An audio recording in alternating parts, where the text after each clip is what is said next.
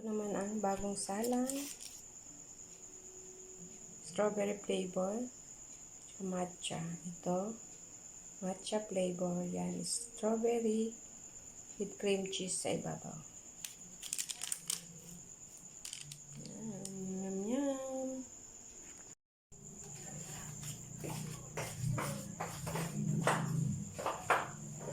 Hello guys! Good evening! For today's video, magpapak po tayo ng cookies na gawa ng aking anak na bunso.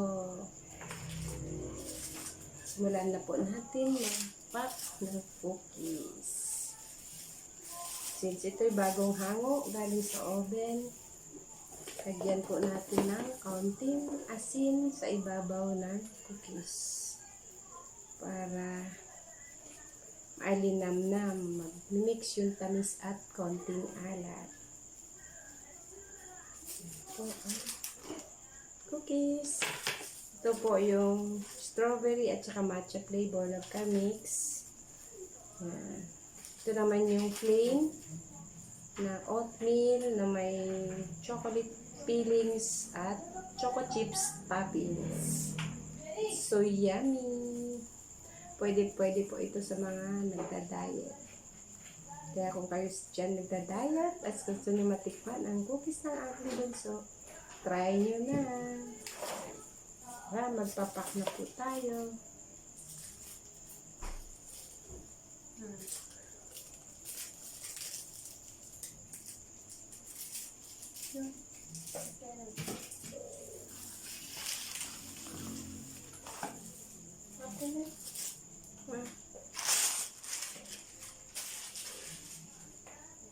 Papel pala. Kaya may isasalang pa po, isang salang ang aking baby. Yun naman puro matcha flavor at saka strawberry. Habang po siya ay naggagawa ng kanyang assignment, sasalang po siya sa oven. Kaya tinutulungan ko po siya mag-pack. Tinulungan ko lang din siya magbilog nito. Pero siya po ang nag-bake niyan. Hindi ko alam, hindi ko makuha-kuha kung paano i-bake. Siya po, magaling master na niya. Sa ulo na niya po ang mga timpla at mixture ng kanyang cookies. Kaya tinutulungan ko na lang po siya mag-pack ng kanyang cookies. Bibenta niya po ito sa school nila bukas sa mga classmates niya. Pero sa classroom pa lang nila ubos na to. 30 plus lang po ito. Isang piraso po 60 pesos. Foldable na po yan. Pag sa iba nga 25 pesos isa. Sa kanya 16 pesos lang po. Siyempre, binibili rin niya itong pati plastic. Lahat. Itong baking paper. So, 16 pesos. Tama na may 2 pesos siya. Kita. Gusto lang niya talaga magkaroon ng pagkakakitaan. Siya, masipag po siya at saka business-minded po ang aking bunso. Para daw pagdating niya sa college, may ipon na siya. Bibili niya ng yung gustong bilhin. Tuwalit pagpunda na siya ng mga bag para gagamitin niya sa college. Para daw hindi na kami problema sa mga gamit niya. Nakaipon na siya. Tuwalit hindi ko na siya binibigyan ng baon. Sariling pera na niya ginagamit niya. Pag minsan lang, may binabayaran sa mga research, syempre, pinibigyan ko para hindi niya madukot ang ipon niya. Yung baon araw-araw, hindi na siya nagbabaon ng pera. Binabaonan ko lang siya ng biskwit at saka tubig. Tubig lang siya. Ayaw niya ng mga inumin. Tubig lang siya. Kahit dito sa bahay, tubig lang siya.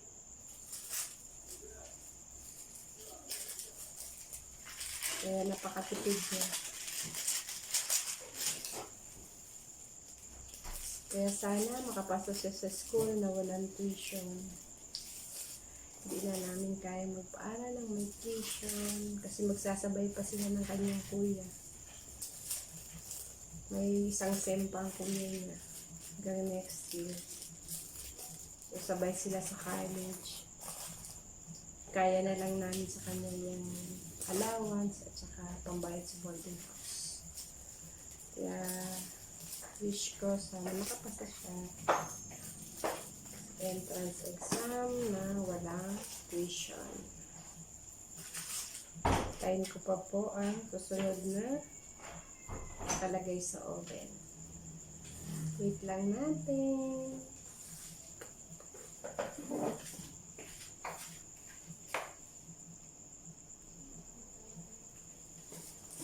Ito po, nakadalawang salang na siya. May isang salang pa mahigit doon.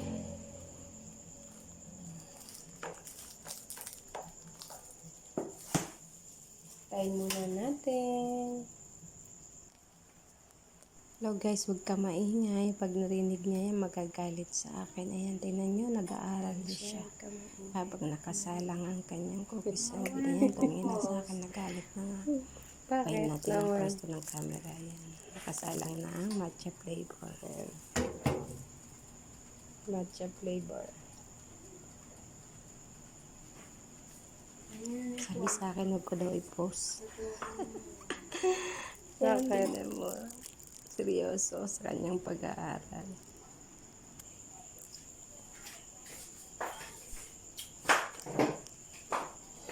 So guys, mangain muna tayo ng mani habang nag-iintay na maluto ang nakasalang sa oven na cookies. Yan, tumunog ng oven. Puro luto na yun.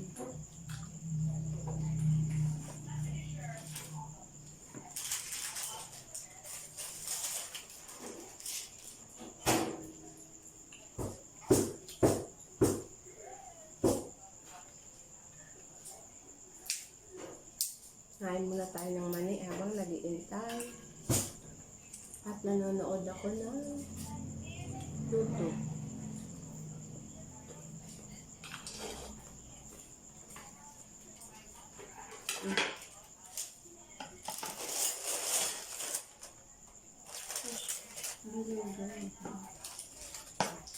Ito yung matcha flavor or strawberry. Lagyan muna natin ng asin.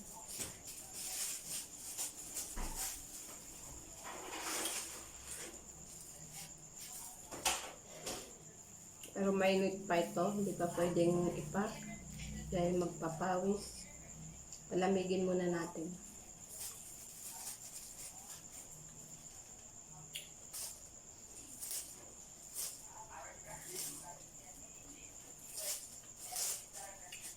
Ito yung matcha flavor. Yan.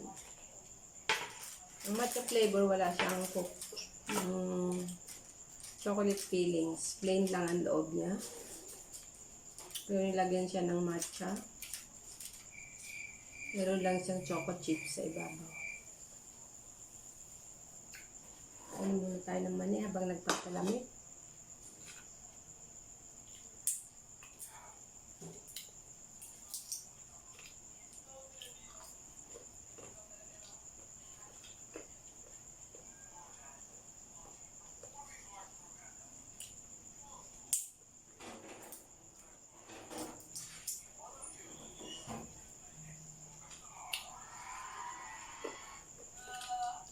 Ang aking bunso po ay mahilig sa business. Kaya ang pinakuha namin sa kanya ay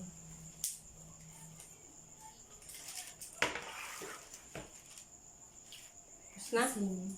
Lagyan ko na. ABM. ABM po ang pinapakuha namin sa kanya sa car. Para sakali, pagkatapos niya, pwede siya magtayo ng kanyang business. Nung nag-immersion nga siya, sabi niya marunong daw siya mag-process ng mga tax. Sabi niya sa akin, Siya na daw magbabayad ng business permit namin. Kasi marunong na siya mag-compute ng mga tax. Nag-immersion kasi siya sa accounting firm sa kabilang bayan namin. Marunong na rin daw siya gumawa ng payroll. Silang gumawa ng payroll doon. Yung 2 weeks niya, marami daw siyang natutunan. Ayos na.